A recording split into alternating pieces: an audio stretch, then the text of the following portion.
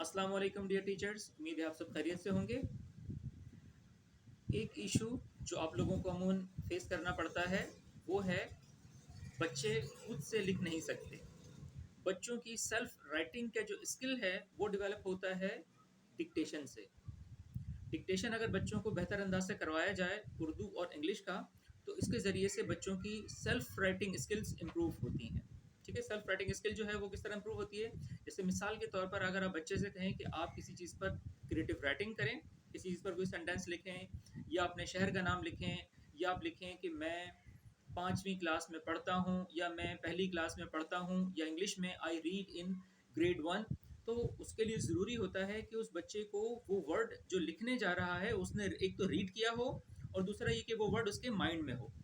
तो जब बच्चा उस वर्ड को लिखना चाहेगा तो ज़रूरी है कि उस वर्ड का जो इमेज है वो उसके माइंड में हो। उसके माइंड में होगा तो बच्चा उसको आसानी से लिख लेगा।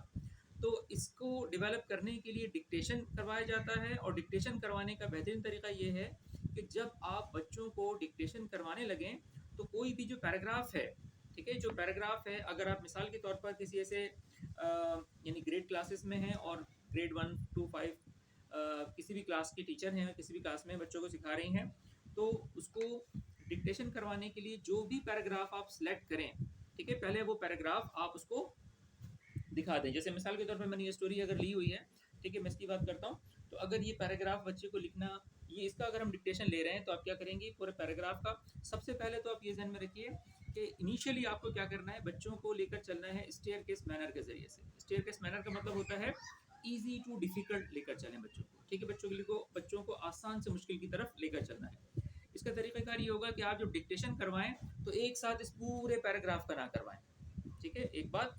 दूसरी बात ये कि जब डिक्टेशन करवाएं तो इसमें से कुछ, यानी समझ लीजिए कि शुरू में आप एक लाइन या 2 लाइन्स ले लीजिए, ठीक है, एज पर क्लासेस। अगर ग्रेड 1 है तो ग्रेड 1 को जब शुरू में करवा रहे हैं तो 1 लाइन काफ़ी है, उसके बाद दूसरी लाइन 2 लाइनों पर आ जाए, फिर 3 लाइनों पर आ जाए, इस तरह से डिक्टेशन आहिस्ता-आहिस्ता बढ़ाते रहें तो बच्चों को लिखना आसान होता है। दूसरा स्टेप ये है कि जिस पैराग्राफ का आप डिक्टेशन करवाने लगे हैं, उस पैराग्राफ की असाइनमेंट बच्चों को दीजिए और बच्चों को कहिए कि आज मैं आप लोगों से इस पैराग्राफ का डिक्टेशन लूँगा, ठीक है? या इस पैराग्राफ का डिक्टेशन लूँगी, जो आप कहेंगे, ठीक है? और आप उनको बताएँ कि इस पैराग्राफ को आपने आज हम डिक्टेशन करेंगे लाइन नंबर 1 से स्टार्टिंग से लाइन नंबर 3 तक। तो आप इन लाइन्स को गौर से देख लें, इनमें जो वर्ड हैं उनको गौर से पढ़ लें अच्छी तरह से, ठीक है? अब बच्चे क्या करेंगे, उसको अपने सामने रखकर सारे बच्चों को कहें कि वो पढ़ लें। ये वाला जो स्टेप है, ये क्या करता है, उनको और उनसे कहें कि जब आप वर्ड रीड करेंगे तो सारे वर्ड्स को एक मरतबा रीड कर लें, यानी डिक्टेशन से पहले आप उनको मिनिमम 5 मिनट्स उनको देंगे, कम से कम 5 मिनट। और अगर डिक्टेशन ज़्यादा का होगा तो थोड़ा सा टाइम ज़्यादा देंगे, ठीक है?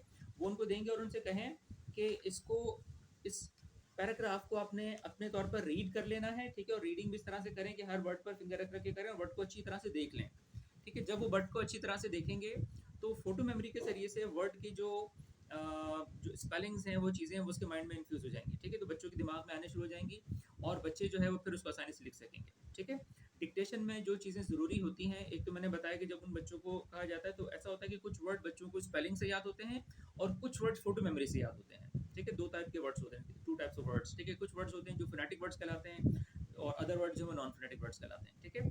जो फोनेटिक वर्ड होंगे उनको तो वो सिलेबल करके यानी उनको सिलेबल करके आराम से जोड़ सकेंगे और उनको लिख सकेंगे। जो नॉन फोनेटिक वर्ड हैं जिनको सिर्फ स्पेलिंग से किया जाएगा, उनकी स्पेलिंग जब गौर से देख लेंगे, जैसे मिसाल के तौर पर बटरफ्लाई का जो वर्ड है, ठीक है, अगर बटरफ्लाई का वर्ड है इसको बच्चे लिखेंगे तो उसको क्या करेंगे, जब उन्होंने गौर से बटरफ्लाई को लिखा हुआ देखा होगा, BUTTER butter FLY fly, butterfly, तो जब उसको रीड करेंगे तो उनके माइंड में इसकी स्पेलिंग बैठना शुरू हो जाएगी, ठीक है, आहिस्ता आहिस्ता।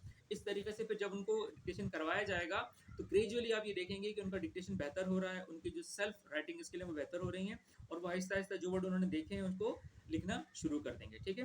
तो डिक्टेशन ज़्यादा से ज़्यादा करवाइए जितना मुमकिन हो सकता है, और डिक्टेशन करवाने से पहले मैंने बताया कि उनको रीडिंग का मौका ज़रूर दें। रीडिंग के टाइम पे उनको कहें कि वर्ड्स को गौर से देख लें, ठीक है। तो इस तरह से उनकी रीडिंग इंशाल्लाह बहुत अच्छी इंप्रूव होगी, राइटिंग इस इंप्रूव होगी, ठीक है, डिक्टेशन की। और डिक्टेशन की इस सलाहियत से, इस एक्टिविटी से, इस स्ट्रैटेजी से जो उनको हेल्प मिलेगी वो क्रिएटिव राइटिंग में हेल्प मिलेगी। इसकी मदद से ये होगा कि बच्चे जब खुद से क्रिएटिव राइटिंग करेंगे और कोई सेंटेंस बोलेंगे तो वो उस वर्ड को खुद से लिख भी सकेंगे, ठीक है।